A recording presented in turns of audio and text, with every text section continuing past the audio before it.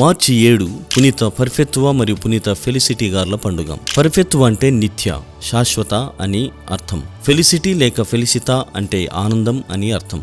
సెప్టిమస్ సవేరసు చక్రవర్తి క్రూర పాలనలో హృదయం జలధరింపచేసే వేదసాక్షి మరణ వీరగాథ కథానాయకురాళ్లే ఈ పునీత పెర్ఫెత్తువా మరియు పునీత ఫెలిసిటీ గార్లు. 22 ఏళ్ల ఉన్నత కుటుంబ యువతి విబియా పెర్ఫెత్తువా తన బానిస ఫెలిసిటీతో కలిసి క్రీస్తును విశ్వసించి విగ్రహారాధన త్యజించి బప్తిస్మానికి సిద్ధపడుతూ ఉండగా వారి సాక్ష్యంతో అనేకులు క్రైస్తవంలోకి మారడం చక్రవర్తికి తెలిసింది.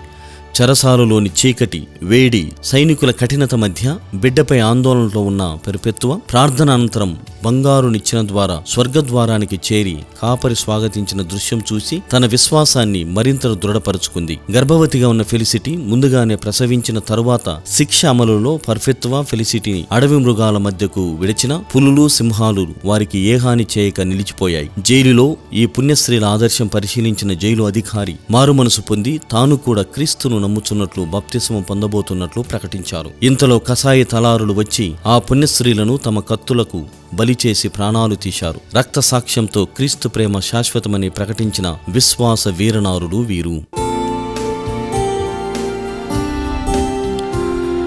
పునీత పెర్ఫెత్తువా ఫెలిసిటీ గారా మా కొరకు